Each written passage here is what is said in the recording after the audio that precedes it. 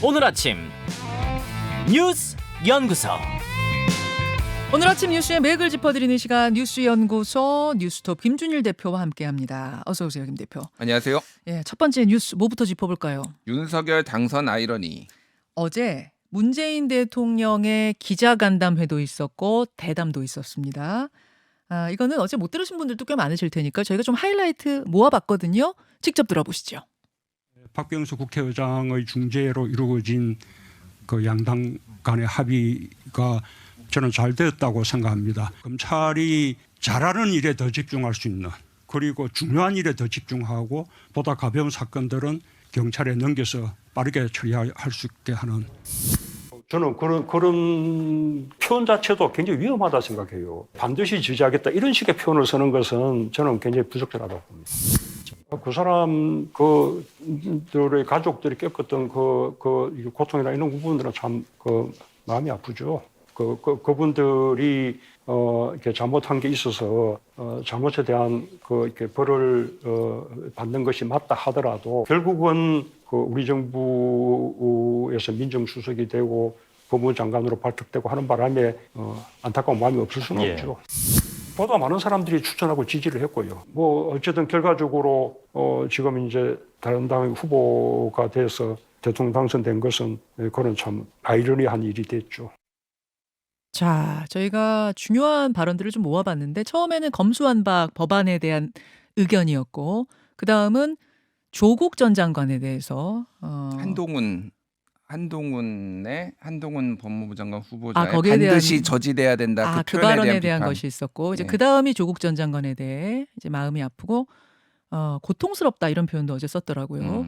그리고 나서 윤석열 당선인, 그러니까 윤석열 전 검찰총장이 후보자가 된 것에 대해서도 아이러니하다 이런 발언들이 나왔습니다. 어떻게 들으셨어요? 일단 첫 번째에서 시사하는 거는 그 박병석 국회의장의 중재안에 대해서 높이 평가를 했거든요. 일단 그 합의 과정에 대해서 이제 높이 평가를 한 거예요. 네. 물론 지금 민주당은 이제 뭐 국민의힘이 먼저 이제 이거를 파기를 한 상황에서 민주당이 단독으로 중재안을 처리하겠다는 입장이지만은 문재인 대통령 어쨌든 한번 합의가 된 아니기 때문에 국무회의에 올라오면은 인준할 가능성이 매우 높다라는 거는 여기에서 이제 시사하는 바가 있었다 이렇게. 그렇죠. 거부권 행사는 할 가능성이 거의 전혀 없는 걸로 봐야 될 것 같아요. 예, 이게 어제 만약에 뭐 민주당이 이제 원안을 고수했다라면 아니지만 지금은 중재안을 어쨌든 올리는 거니까 그렇죠.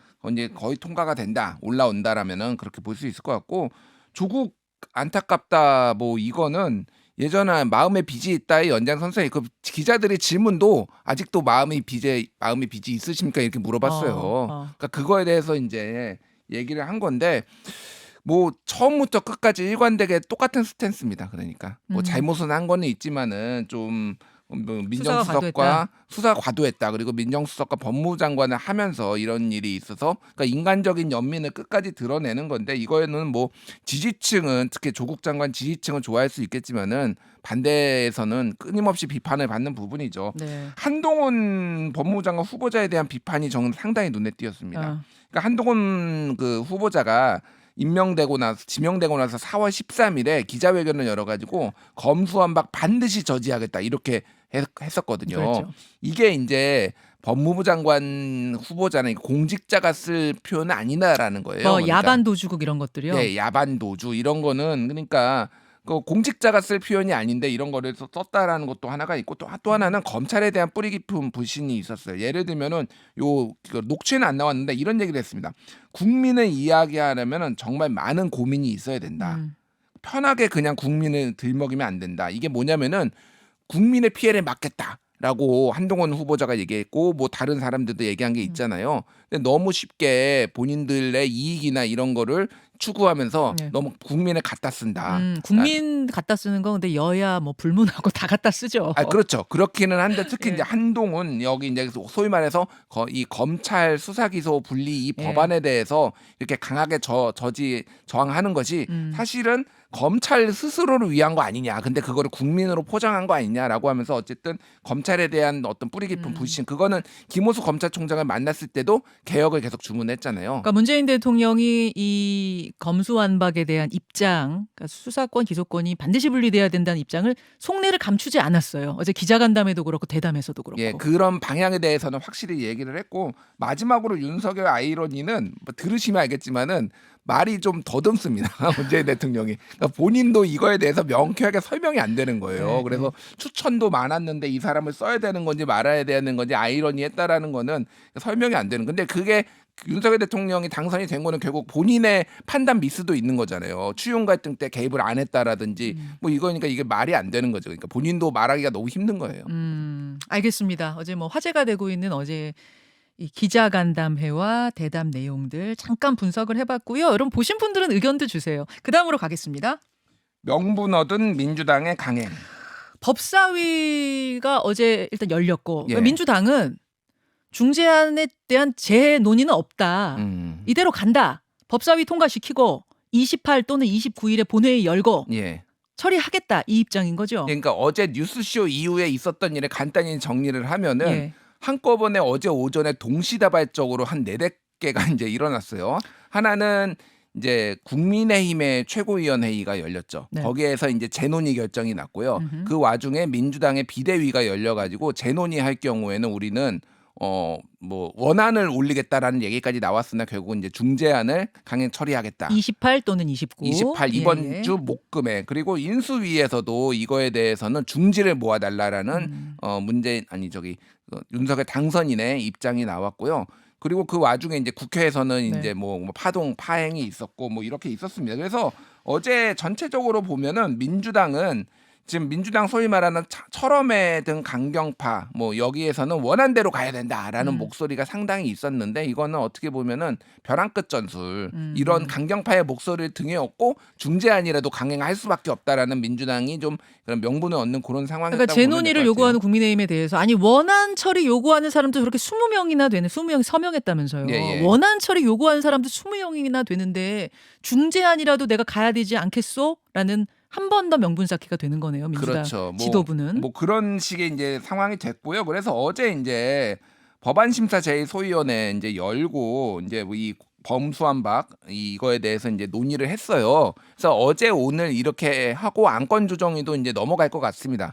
그러면은 이게 이제 국회법상 뭐 사흘 전에 이제 이 통보를 해야 되거든요. 네. 그러니까 뭐 목금 중에 이제 본회의가 열릴 이제 가능성이 높아졌죠. 뭐 오늘. 안건 조정위 같은 경우야 여러분 잘 아시다시피 민영배 의원이 이미 탈당해서 무소속으로 준비하고 있으니까 예. 일사천리로 본회의까지 갈 것 같은데요. 그래서 지금 키는 그러니까 정의당 아니면은 박병석 국회의장이에요. 이거가 이제 통과가 본회의가 되는 거에 대해서는 그러니까 일단 박병석 국회의장 같은 경우에는 지금 뭐 이제 말을 아끼겠다라고 하는 상황이에요. 이 상황에 대해서 누구 편은 들겠다 안 들겠다. 재논의에 대해서. 예예예.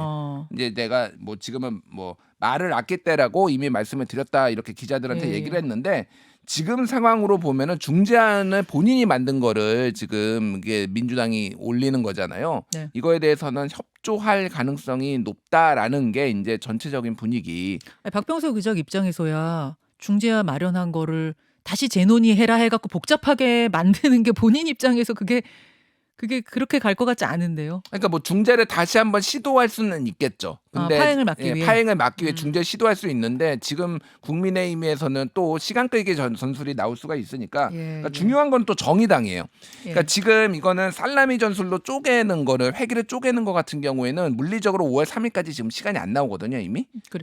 아니 그거는 보세요. 그러니까 28일이나 29일 본회의에다가 직권상정을 했어요. 이 법안을. 이 두 개잖아요. 크게 두 개 법안. 직권상정을 했어요. 근데 민주당만으로도 단독 처리를 하려면 할 수 있는 거잖아요. 근데 인원수가 되잖아요. 근데 네. 국민의힘이 여기에 대해서 필리버스터를 걸었을 때가 이제 살라미 전술을 해서 시간이 길어지는 건데. 네. 그렇죠? 근데 과연 국민의힘이 자신들이 중재안에 합의했던 것에 대해서 필리버스터를 걸 수 있는 이 명분을 확보할 수 있는가? 저는 이게 핵심인 것 같아요. 과연 우리가 중재안에 합의했지만 국민들이 이렇게 반대하시니 우리는 필리버스터를 할 수밖에 없습니다라는 이제 이런 식으로 끌고 갈 수 있는 분위기가 마련될 것인가. 이게 네. 핵심 아니에요? 그러니까 지금 민주당이 확보한 의석이 한 177에서 178 정도인데 네. 정의당이 6석이 있잖아요. 그러면은 무난하게 180석이 넘어서 필리버스터를 중단시킬 수가 있어요. 정의당은 지금 일단은 그때 상황 가봐야 한다라는 건데 기본적으로 이 중재안을 파기한 국민의힘에 강한 비판을 하고 있거든요. 배진규 원내대표나 예, 예. 그렇다고 본다라면은 협조할 가능성이 높아졌다. 그래서 어쨌든 목금에 지금 뭐 통과될 가능성이 현재는 높다 이렇게 봐야 될 것 같아요. 그렇죠. 저는 근데 필리버스터를 가는 것조차도 국민의힘이 지금 쉬운 상황은 아닌 걸로 보여요. 예. 사실은 지금 뭐 중재안이 마음에 안 들었으면 더 신중했었어야 되는데 이게 덜컥 합의를 해놓은 상황에서 되돌린다는 게 이게 굉장히 쉬운 상황이 아닌 것 같은데 잠시 후에 국민의힘의 조혜진 의원 만나겠습니다. 조혜진 의원을 좀 만나서 이 상황들 어떻게 보고 계시는지 좀 자세하게 들어보죠. 일단 다음 뉴스로 갑니다. 실외 마스크라는 상징. 무슨 얘기인가요? 예, 지금 그 방역 당국에서 실외 마스크 착용 의무화 해제 논의를 이번 주부터 이제 시작을 한다라는 거예요. 그래서 이거를 5월 초에 당초에 이제 계획을 했어요. 이거를 풀지 말지에 대해서. 네. 그래서 지금 어저께 손영래 이제 그 사회전략반장이 이제 기자 간담회를 이제 하고 백브리핑을 했는데 여기에서 어떻게 하면 좋을지에 대해서 좀 뭐 설명을 하는 자리가 있었습니다. 그래서 예를 들면은 이런 겁니다. 실외 마스크를 벗게 되면은 예. 바깥에서 마스크를 벗게 되면 사람들이 실내 마스크도 안 쓰게 되는, 왜냐하면 꼈딱 벗었다가 너무 불편하잖아요. 그러니까 실외 마스크 안 쓰면 마스크 아예 안 챙겨 나갈 가능성도 있고 예. 막 주머니에 넣었다 뺐다 이게 이제 잊어버리면서 안 쓸 수 있다 실내에서도. 그래서 실내 마스크 착용도 줄어들어 가지고 이 감염병이 확산될 가능성이 하나. 또 하나는 실외 마스크를 해제를 하면은 사람들이 실내에 있지 않고 실외로 다 나간다라는 거예요. 마스크가 답답하니까 편하기 위해서. 그럴 네. 가능성 하나. 뭐 이런 거에 대해서 이제 언급을 했어요. 그래서 이거에 대해서는 지금 전문가들도 의견이 엇갈리고 있는데 이게 왜 중요하냐면은 지금 지난번에 그 인수위에서 실외 마스크 해제가 시기상조다. 이런 의견을 강하게 냈거든요. 그렇죠. 이게 일종의 신구 권력 갈등 같은, 마스크를 놓고 권력 갈등 같은 이제 뭐 약간 그런 상황이 있었어요. 마스크 권력 갈등. 마스크 신고 권력 갈등. 예. 좀 이상한데요, 그거. 뭐 어쨌든 안철수 인수위원장이 직접 본인이 상중에 붙인 상중에 신윤영 대변인을 통해서 네. 이런 의견을 전달을 했단 말이에요. 그러니까 방역 당국도 왜 이게 타이밍이 딱 5월 초거든요, 결정이. 그러면 정확하게 정권이 교체되는 상황입니다. 그러니까 예, 물론 예. 뭐 방역은 과학대로 가야 되는 거지만 상당히 이거에 대해서 지금 스탠스를 유지하기가 좀 정치적으로도 힘들다라는 거라서 이번 주에 어떤 결과가 나올지 그거를 좀 지켜봐야 될 것 같아요. 예. 그러면은 인수위는 마스크 해제, 실외 마스크 해제를 결정하더라도 그 새로운 정부에서 하게 해달라 이런 뭐 스탠스인 거예요? 뭐 그런 부분이 있죠. 왜냐하면 마스크 해제라는 게 이를테면은 이 팬데믹 종식과 정확하지는 않지만 비슷한 느낌이거든요. 그러니까 이 정부에서, 문재인 정부에서 하는 것보다는 다음 정부에서 하는 게 조금 더 모양새가 좋지 않느냐, 뭐 이런 그것도 깔려 있지 깔려 않느냐라는 이제 예. 해석이 있는 거고. 해석들이 있는 거예요. 그거를 근데 명시적으로 그러면은 윤석열 정부가 하게 해달라 뭐 이렇게 요청을 한 거 아니죠? 그건 그러니까. 아니죠. 예. 공식적으로는 지금이 이제 때가 맞느냐 이걸 가지고 양쪽의 의견이 좀 엇갈리고 있다는 거. 원래대로라면은 이번 주 말 정도에 발표하는 거죠. 예, 그러니까 그거 이번 보시면 주에 되네요. 논의를 해가지고 예. 5월 초에 얘기를 하는 겁니다. 알겠습니다. 여기까지 수고하셨습니다. 감사합니다.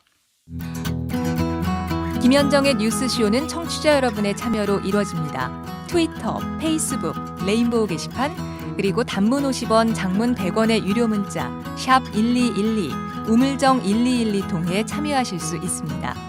김현정의 뉴스쇼, 여러분과 함께 만듭니다.